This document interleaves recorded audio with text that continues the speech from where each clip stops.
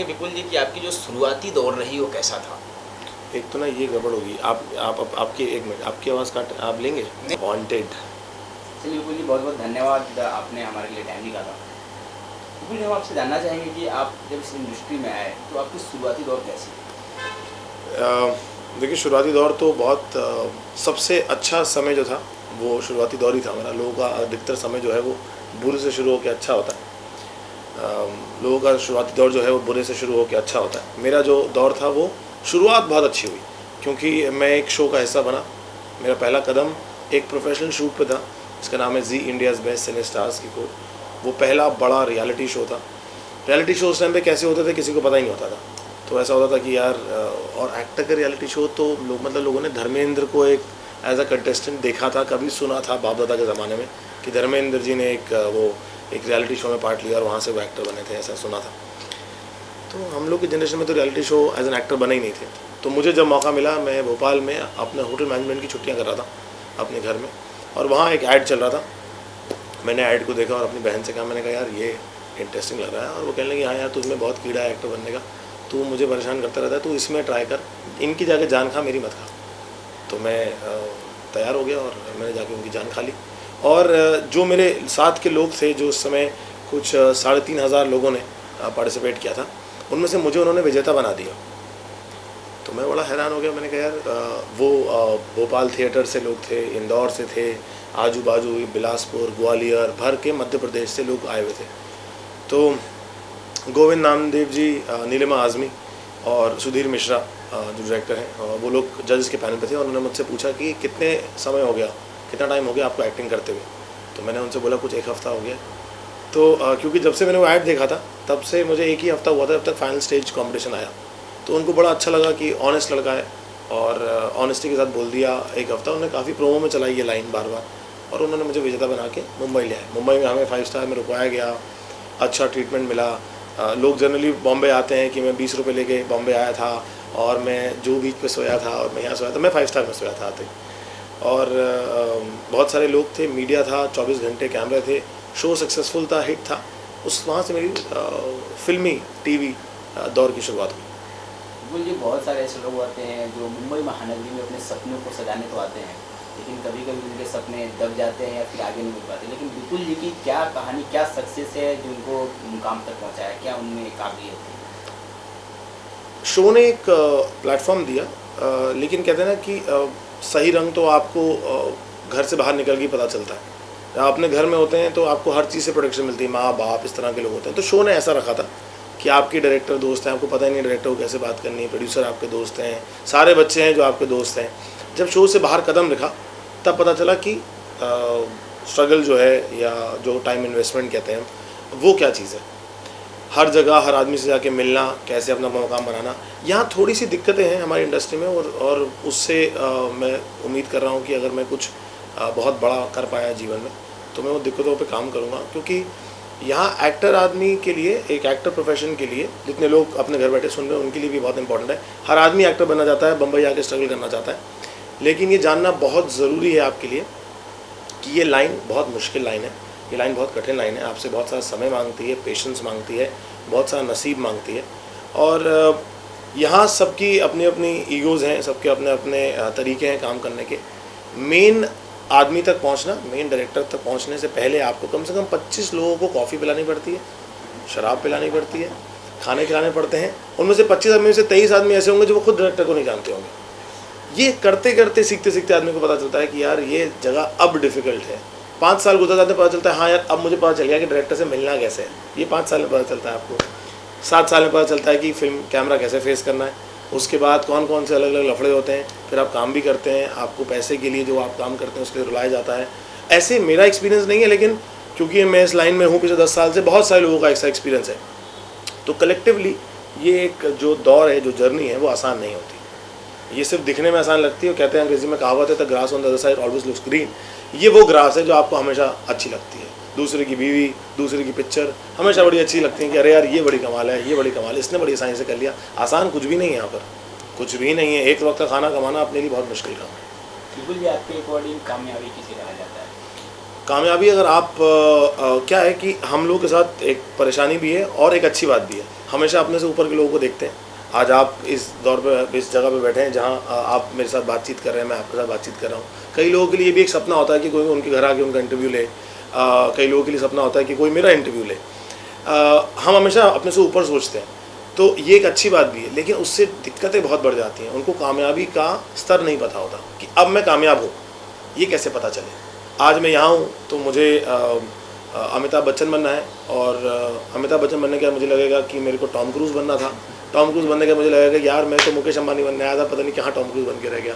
मुझे खुद ही पता नहीं चलता है कि मैं कामयाबी किसे कहूँ। 2 पिक्चरें कर ली, 3 और आ रही हैं, बड़े शो का हिस्सा बन चुका हूँ। मैं पहला ऐसा लड़का था जिसने सारेगामापा किया था, जो नॉन म्यूज़िकल बैकग्राउंड से। मेरे ख़ानदान में कभी किसी ने गाना नहीं गाया, मैं तो खुद बाथरूम सिंगर हूँ। तो मुझसे सारेगामापा होस्ट करवाया। मैंने जी अवार्ड्स किए, घर घर में करके मेरा शो आता था। तकरीबन 550 एपिसोड चला। उसके बाद मैंने क्रिकेट के लिए शोज़ की, इंटरनेशनल शो करने गया मैं TLC पर, एक बहुत बड़ा। तो ये सारा कुछ करने के बाद भी मुझे ऐसा लगता है यार अभी तो फिल्मों में हिट होना बाकी है। फिल्में हिट होने के बाद अभी तो मुझे ये बनना बाकी है, फिर मैं प्रोड्यूसर बनना चाहूँगा। फिर मैं कामयाबी का अभी तक कोई स्तर नहीं है। जब तक आपकी रोज़ी रोटी, आपकी इच्छाएँ पूरी होती जा रही हैं, आप कामयाब होते जा रहे हैं, और हर साल के साथ इच्छाएँ बढ़ती जाएंगी तो कामयाबी का स्तर बढ़ता जाएगा। मुझे आपका लाइफ स्ट्रगलिंग कितना रहा, कितना आपका लाइफ स्ट्रगलिंग रहा? रोज़ चलता है यार, ये तो हर चीज़ के लिए लाइफ का जो स्ट्रगल है वो रोज़ ही चलता है। और सबसे अच्छी बात है कि अगर स्ट्रगल नहीं हो तो लाइफ का जो स्पाइस होता है, जो तड़का होता है, वो मिसिंग हो जाता है। अगर आज मुझे कोई 20 करोड़ रुपये दे दे या 50 करोड़ रुपये दे दे और बोले आप घर में बैठिए TV देखिए, वो बहुत बड़ा स्ट्रगल है मेरे लिए। क्योंकि मैं 20 करोड़ रुपये लेकर TV ही देखता रहूँगा दिन भर। मुझे सुबह उठ के 9 बजे उठ के इच्छा नहीं है कहीं जाने की। मुझे ये इच्छा नहीं होगी कि यार मुझे आज इससे मिलना है, इससे ये काम करना है, उससे वो काम करना है। तो लाइफ का स्ट्रगल जो है वो ये मसालों से आता है। जो मज़ा है वो स्ट्रगल से आता है। तो मज़ेदार चीज़ ये है कि मैं इसको स्ट्रगल नहीं मानता। किसी भी क्षेत्र में आप कहीं भी काम कर रहे हो, आप जो लोग देख रहे हैं अपने अपने जॉब ऑफिस को बता के देखिए, हर आदमी अपने अपने स्तर पर जूझ रहा है। और चाहे आप उसे जूझना कह लें या परिस्थिति के हिसाब से आप उसे खुश रहना कह लें, ये आपके ऊपर निर्भर करता है। तो मैं ये चाहूँगा कि यार मैं स्ट्रगल नहीं कर रहा हूँ, मुझे मज़ा आ रहा है इस चीज़ में, और जेन्युइनली मैं एंजॉय करता हूँ अपने काम को।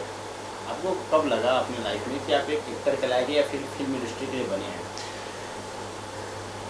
ये भी एक बड़ी कमाल सी चीज़ है।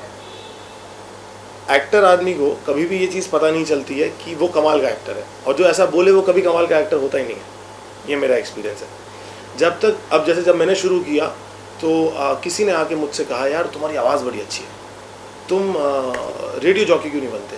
फिर किसी ने मुझसे आए कहा कि यार तुम्हारी इंटेंसिटी बड़ी अच्छी है, तुमको तो एक्टर बनना चाहिए, इंटेंस फिल्में करनी चाहिए। किसी ने कॉमेडी देखा तो मुझे कॉमिकल शो मिला।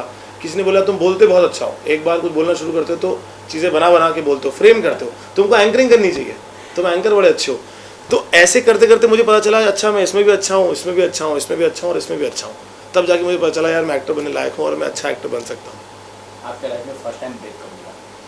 फर्स्ट ब्रेक तो ऑब्वियसली मैंने TV शो से शुरू किया था। उसके बाद एक शो था सलाम ज़िंदगी, सोनी पर 8:30 बजे आता था, और तुझको है सलाम ज़िंदगी करके, बहुत यंग सा शो था। वो मेरा पहला TV शो था सोनी पर, प्राइम टाइम शो था। उसके बाद लगातार मेरा एक और शो बना जिसने क्योंकि सास भी बहू थी को रिप्लेस किया, चेहरा। उसके बाद मैंने फिक्शन से थोड़ा सा नाता तोड़ दिया, फिर मैं एंकरिंग में घुसा और मैंने सारेगामापा, DID, अवार्ड शोज़, जी रिश्ते अवार्ड, सिने अवार्ड्स, वर्ल्ड कप, TLC के शोज़ और न जाने कितने शोज़ मैंने इस तरह से हासिल किए। तो ये पहले ब्रेक से लेकर उसके बाद मैं FIR करना शुरू किया, और FIR में मेरे किरदार को बहुत सराहा गया। और अभी मैंने एक पंजाबी फिल्म करी है जिसका नाम है व्हाट द जट। आप लोगों के आशीर्वाद से और मेरी मेहनत से फिल्म बहुत सक्सेसफुल है, अभी तक चल रही है, 3रा हफ्ता है। कोई पंजाबी फिल्म 3-3, 4-4 हफ्ते नहीं चलती है, और ये खुशी की बात है कि मैं यहाँ तक पहुँच गया।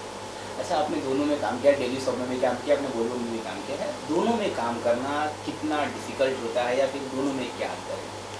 देखिए, डेली सोप ज़्यादा चैलेंजिंग है दोनों के स्तर में।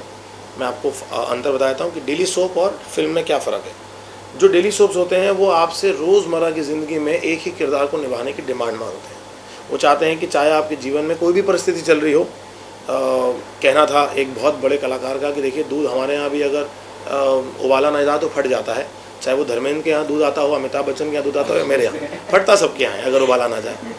ख्याल तो सबकी परिस्थितियाँ एक जैसी हैं। तो अगर डेली सोप चाहता है कि चाहे आपके घर में दूध फटा हो, बिजली का बिल नहीं गया हो, आप अकेले रहते हो, माँ बाप के साथ रहते हो, कोई भी परिस्थिति में आइए, आपको किरदार निभाना है अपना, क्योंकि वो रोज़ है। अब लोगों को नहीं मालूम है कि इंडिपेंडेंस डे की छुट्टी है, होली की छुट्टी है, आपके यहाँ किसी ने रंग लगा दिया, वो मेकअप से भी नहीं मिट रहा है, लेकिन होली के अगले दिन आपका शूट है, आपको तो करना है। तो डेली सोप वो लेवल का डिमांड मांगता है आपसे, मतलब 14 घंटे, 12 घंटे, 15 घंटे आपका मेहनत मांगता है। फिल्म जो है आपसे किरदार मांगती है, कितना अच्छा आप किरदार पकड़ सकते हैं, कितने स्तर तक, तो कितनी मेहनत आप फिल्म शुरू होने से पहले करते हैं, फिल्म ख़त्म होने तक करते हैं, अपनी डबिंग में करते हैं, फिल्म को रिलीज़ कराने में करते हैं, ये फिल्म की मेहनत है, ये अलग स्तर की मेहनत है। तो मुझे लगता है कि दोनों में बहुत फ़र्क है। और फिल्मों में ज़्यादा किरदार के ऊपर काम किया जाता है, फिल्म प्रमोशन हो रहा है और आपको प्रमोशन में क्या बोलना है, कैसे फिल्म को गर्म करना है, कौन सी कंट्रोवर्सी क्रिएट करनी है, किस हीरोइन के साथ लिंकअप करना है। कभी टीवी वालों के लिंकअप पे टीवी शो नहीं चलते, टीवी शो चलने के बाद उनके लिंकअप हो जाते हैं, वो अलग चीज़ रहती है।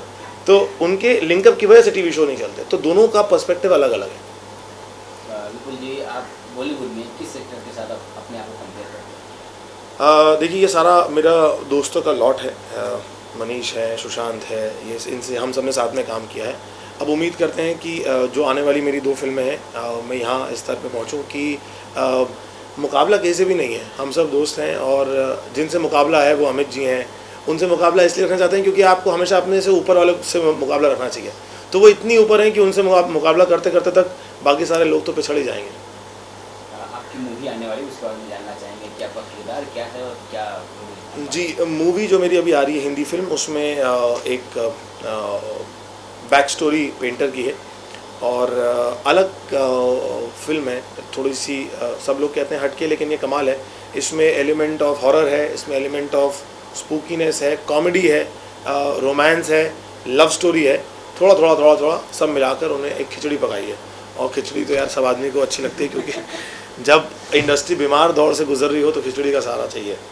तो मेरा किरदार जो बहुत इंटरेस्टिंग है, उसके लिए मैं थोड़ा सा मेहनत कर रहा हूँ, थोड़ा लुक पे काम कर रहा हूँ। और बड़े बड़े दिग्गज लोग हैं जो प्रोड्यूसर के रूप में जुड़े हुए हैं। अनीस बज़मी एज प्रोड्यूसर आ रहे हैं हमारे साथ, और सोलो हीरो फिल्म है। सबसे अच्छी बात तो ये है कि मेरे लिए, तो मेरे करियर के लिए सोलो हीरो फिल्म है। तो मैं वेट कर रहा हूँ कि ये फिल्म इस साल के अंत तक आएगी और कुछ धमाल दिखाएगी। बिल्कुल, जी, कौन सा ऐसा मुराद है जो अभी तक पूरा नहीं हुआ है, जिसके लिए वो सपना देखा करते हैं या फिर वो पूरा करने के लिए सोचते हैं? देखिए, पुराने ज़माने से बात करें तो रोटी कपड़ा मकान में से कपड़ा है, रोटी में खाता नहीं क्योंकि डाइट पे रहता हूँ, मकान लेना बाकी है। आज के दिन में बात करें तो बहुत सारी चीज़ें अभी बाकी हैं करनी। देखिए, जो हम पा लेते हैं वो तो हमारे लिए हो जाता है कि ये हो गया, अब आगे क्या पाना है। तो और अगर ये खुलना नहीं हो पाए तो मज़ा भी नहीं आएगा।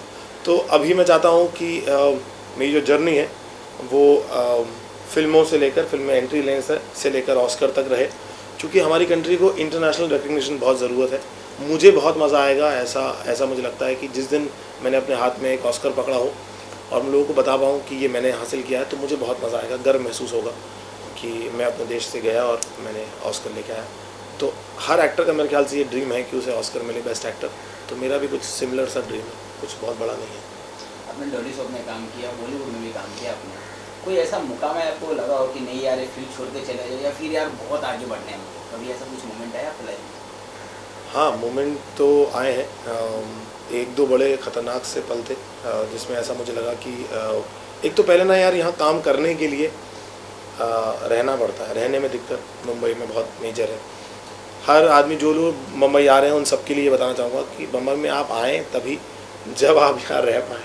यहाँ रहने की बड़ी दिक्कत है सबके लिए, पूरी दुनिया में। रहने के बाद जब आप काम करते हैं तो काम ढूंढने की दिक्कत है, काम ढूंढने के बाद आप सेट पे काम करते तो काम करते करते दिक्कत आती है, फिर काम करने के बाद आपको पैसे देने में दिक्कत आती है। तो हर स्तर पे, अलग अलग स्तरों पे, हर स्तर पे आपको ऐसा लगता है कि यार आप ना करते तो बेहतर होता। लेकिन जब आपके पैसे आ जाते हैं, आपका शो चल जाता है, मेरी फिल्में चल गई हैं, काम चल गया है, तो मुझे ऐसा लगता है कि यार इससे अच्छा तो कोई काम ही नहीं था। तो 1-2 जगहें ऐसी थी जब मैं अपने शोज़ कर रहा था, जैसे जो चेहरा शो कर रहा था स्टार प्लस पे, उसमें बड़ी दिक्कतें आई थी मुझे। मुझे ऐसा लग रहा था कि हमारा पहला एपिसोड जो है वो 22 दिन तक शूट हुआ था और उस शो के लिए हमने कुछ 8 महीने इंतज़ार किया था। तो ऐसा लगा था यार मैं क्यों इंतज़ार कर रहा हूँ, कॉन्ट्रैक्ट्स में फंस गया हूँ, चीज़ें फंस गई हैं और कई सारी चीज़ों की खिचड़ी बन जाती है आपस में आके।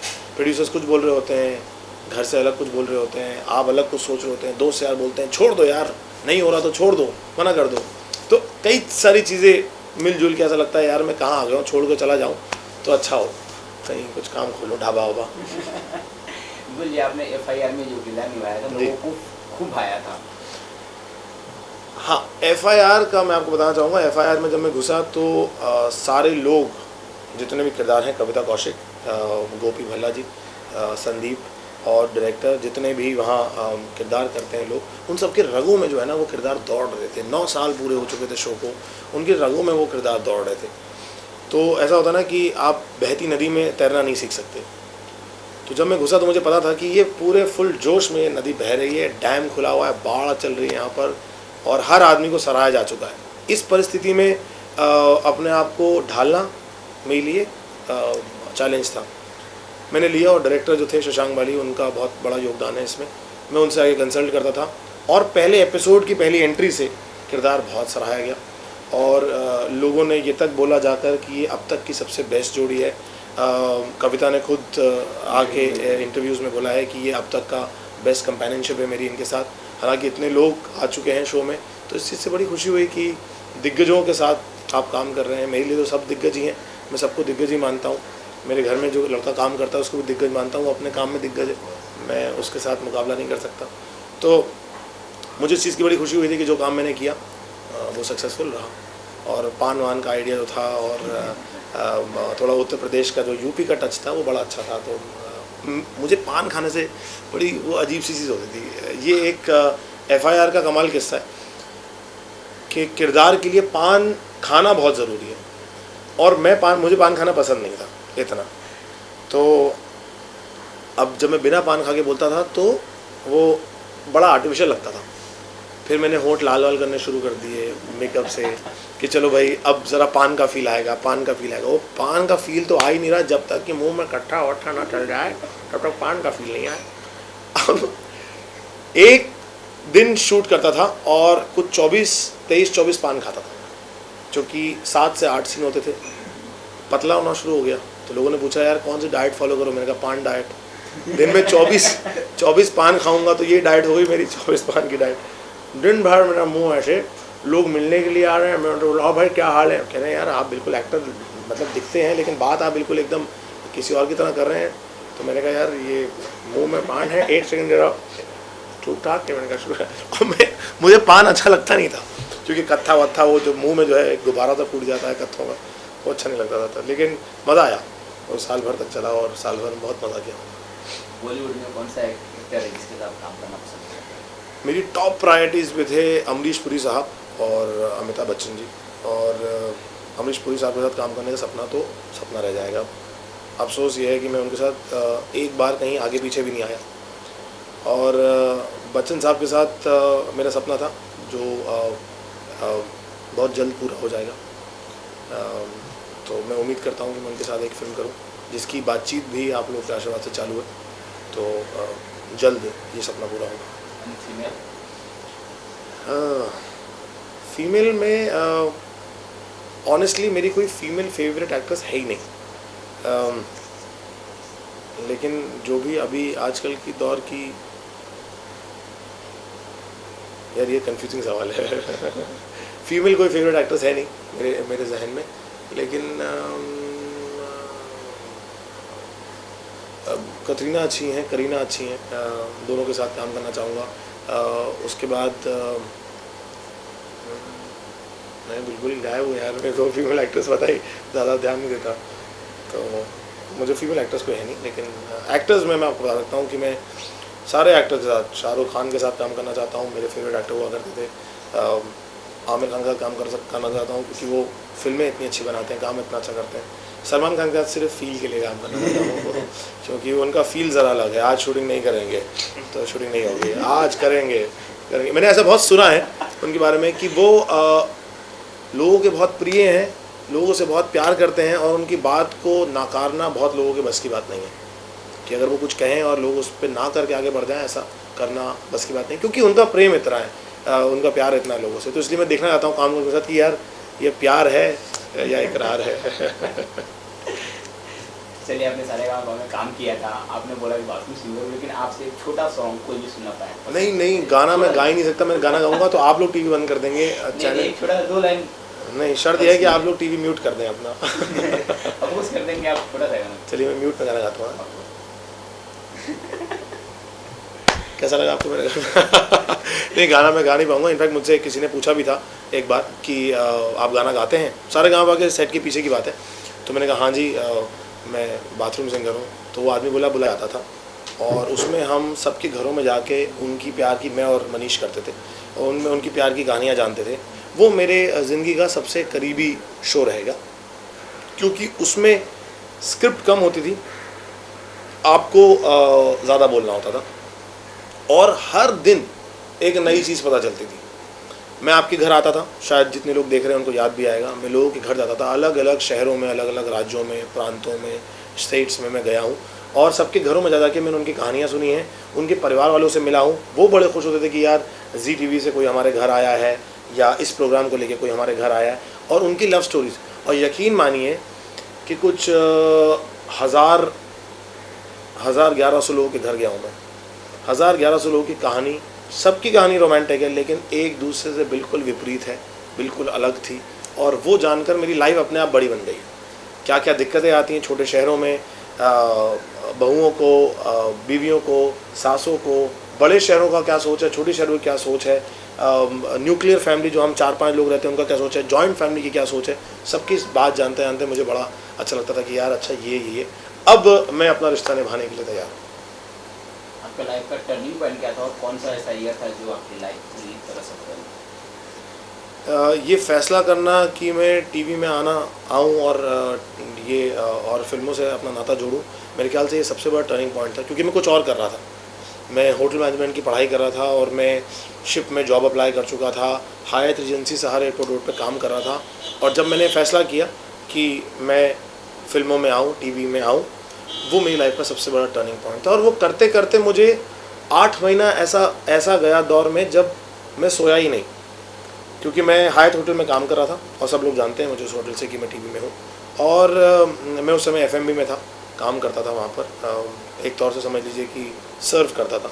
तो बड़ा मज़ा आता था कि मैं दिन के टाइम पे वहाँ सर्व करता था और रात को मैं रिहर्सल करता था। एक टाइम ऐसा आया जब दिन में शूटिंग शुरू हो गई हमारी इंडियाज़ बेस्ट सिने स्टार की कोच की। तो मैंने वहाँ झूठ बोल के एक लीव एप्लीकेशन दी और उनको बोला कि दिन के टाइम पे मेरा ट्रीटमेंट चल रहा है, तो आप मुझे 2-3 महीने के लिए नाइट शिफ्ट दे दीजिए। उनको तो हमसे काम कराना होता है तो उनको दिक्कत नहीं थी, उन्होंने नाइट शिफ्ट दे दी। अब मैं दिन भर फेमस स्टूडियो में शूटिंग करता था और रात को जाके वहाँ होटल में काम करता था। एक दिन एक व्यक्ति ने टीवी देखते देखते मुझे पहचान लिया कि ये वही व्यक्ति जो मुझे पुलाव ला के दे रहा है, जो मुझे खाना सर्व कर रहा है। और मैं वहाँ जी टीवी में 9 बजे आ रहा हूँ और मैं उसे सर्व भी कर रहा हूँ। तो उसने जाके मैनेजर से पूछा, मैनेजर ने जाकर HR मैनेजर, जो ह्यूमन रिसोर्स मैनेजर जो हम लोग को अपॉइंट करते हैं, उनसे जाके पूछा। और पूछते पूछते जो मेरी क्लास लग गई वहाँ पर, मुझे बुलाया, कहने लगे यार तुम टीवी में आते हो, तुमने बताया नहीं, तुम ये सब क्या कर रहे हो? मैं कहा देखिए, क्योंकि मैं श्योर नहीं हूँ और मेरी उम्र जो है 18 साल की है और मैं श्योर नहीं हूँ कि मैं टीवी में जाऊँगा कि नहीं जाऊँगा, कि घर वालों को कैसे बोलूँ कि मैं सब पढ़ाई लिखाई छोड़ के मैं यहाँ जाना चाहता हूँ। तो इसलिए मैं पढ़ाई पूरी करना चाहता हूँ, ग्रेजुएशन पूरी करना चाहता हूँ, डिग्री लेना चाहता हूँ और फिर टीवी में जाना चाहता हूँ। और ऐसा ही मैंने किया। लास्टली जो चाहने वाले इस बारे में बहुत बहुत धन्यवाद, हाथ जोड़कर नमन, सर झुकाकर नमन आप सबको। FIR के अंदाज में बोलिए, FIR के अंदाज में। हाँ, मतलब FIR तो यार अब बस सबसे पहले बहुत बहुत धन्यवाद आप सबका, नमन है सर झुकाकर कि आप सब ने जो भी काम मैंने आज तक किया, इंडियाज़ बेस्ट से लेकर हाल फिलहाल जो रिलीज़ पंजाबी फिल्म है व्हाट द जट, उसको सराहाया, मुझे कामयाब बनाया। और किसी भी कमाल की चीज़ ये है, कोई भी शो में मेरी प्रेजेंस को निगलेक्ट नहीं किया गया। जो भी काम